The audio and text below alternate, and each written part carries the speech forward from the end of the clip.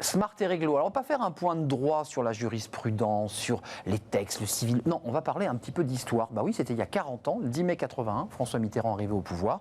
Rappelez-vous ou pas, il y avait des ministres communistes qui accompagnaient évidemment les ministres socialistes. Et on parle avec Laetitia Ternicien. Bonjour Laetitia. Bonjour. Vous êtes avocate en droit social au cabinet Jantet. On parle de ces fameuses lois Auroux.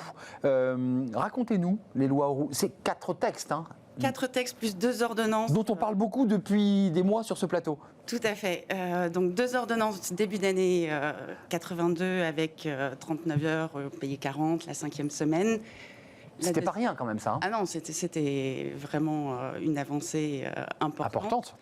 Ensuite en mars, l'abaissement de l'âge de la retraite à 60 ans. Et ensuite, effectivement, les 4 lois Auroux du mois d'août au mois de décembre qui ont révolutionné effectivement le code du travail et les relations des salariés dans l'entreprise, la création de beaucoup de droits.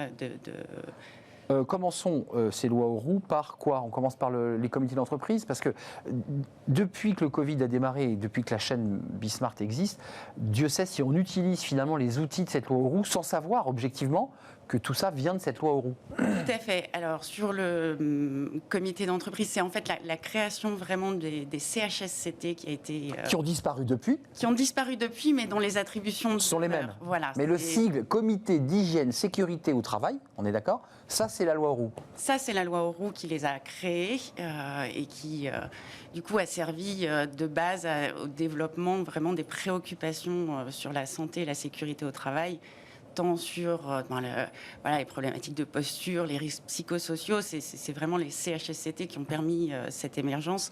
Effectivement, ils ont depuis été supprimés par les ordonnances Macron, mais les attributions demeurent et ça a vraiment été un vivier pour améliorer les conditions de travail des salariés. Vous évoquez 4 textes, des ordonnances, donc le CHSCT, quoi d'autre encore dans la hotte du Père Noël Mitterrand? Alors, énormément de choses, parce qu'on parle d'une réforme qui a touché à peu près un tiers du code du travail de l'époque, donc ça serait effectivement très compliqué. On n'aurait pas le temps, mais dans les grandes lignes. Il y a l'obligation de négocier chaque année dans les entreprises sur les salaires, la durée et l'organisation du travail. Entretien annuel.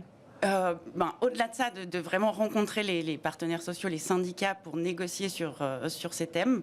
Ça paraît évident aujourd'hui. Ça paraît évident aujourd'hui, mais ça n'était pas du tout le cas à l'époque. Et depuis, ça a été renforcé avec des obligations de négociation plus larges. Mais c'est vraiment le fondement aujourd'hui du développement de ces négociations en entreprise obligatoires. Quoi d'autre, comme dirait la publicité? L'encadrement du pouvoir disciplinaire de l'employeur, avec l'interdiction de toute discrimination. Donc pareil, en fait, ces lois Auroux, elles ont posé beaucoup de choses, beaucoup de jalons qui depuis ont été améliorés, renforcés, étendus.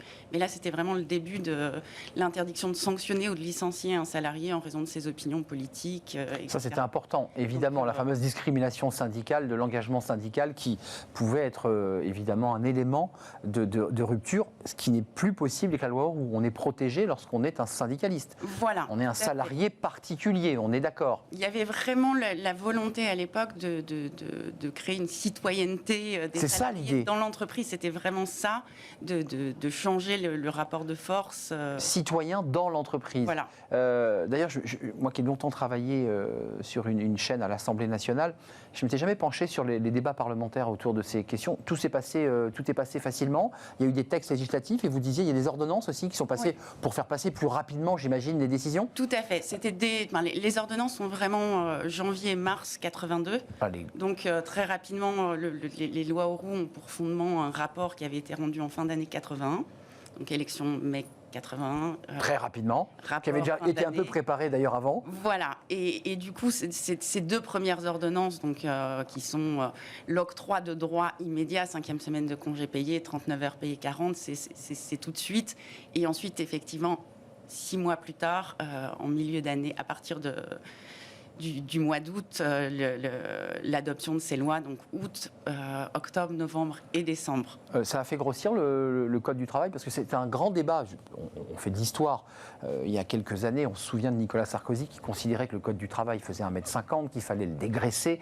Est-ce que ces lois Auroux ont fait un peu grossir, ont fait un peu enfler le Code du travail? J'imagine que oui. Oui, effectivement. Enfin, voilà, il y a tout un tas de textes qui ont été codifiés dans le Code du travail. À l'époque, on parlait en gros de 300 articles, un tiers du Code du travail. Aujourd'hui, on en a plusieurs milliers.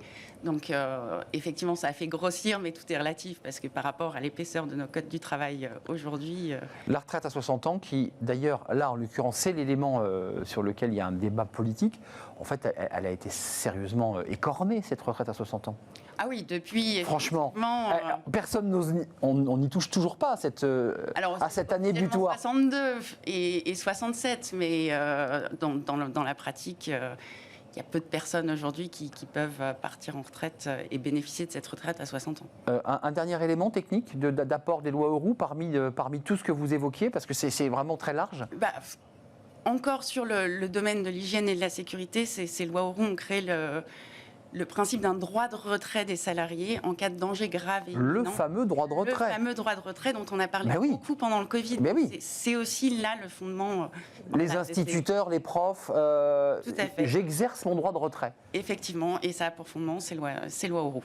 Donc effectivement, c'est un texte fondamental, des textes fondateurs pour la vie en entreprise. Mais rappelons-le, c'est important de le dire, Auroux, et de fait, François Mitterrand voulait en fait fabriquer un citoyen dans l'entreprise. Tout à fait. C'est-à-dire un homme qui reste citoyen et qui ne perd pas sa citoyenneté lorsqu'il rentrait dans l'usine, qu'il ait le droit qui l'accompagne. C'est ça la philosophie.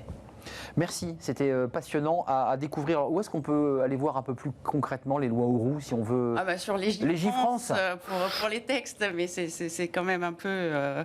Ouais, il n'y a pas de livre, hein. Je ne suis pas allé voir, il n'y a pas un livre qui compile un peu tout ça sur l'histoire de Auroux. C'est vraiment, tous les livres de droit du travail reviennent sur ces lois, parce que c'est les fondements. Oui, enfin, si je dois lire tous les livres du droit du travail, vous voyez, j'ai pas assez de mon pont pour les lire. Merci Laetitia Ternissien, c'était un plaisir de vous accueillir. Merci. Avocate en droit du travail, cabinet Jeantet. On a fait de l'histoire aujourd'hui et c'est passionnant toujours de savoir de quoi on parle, d'où ça vient.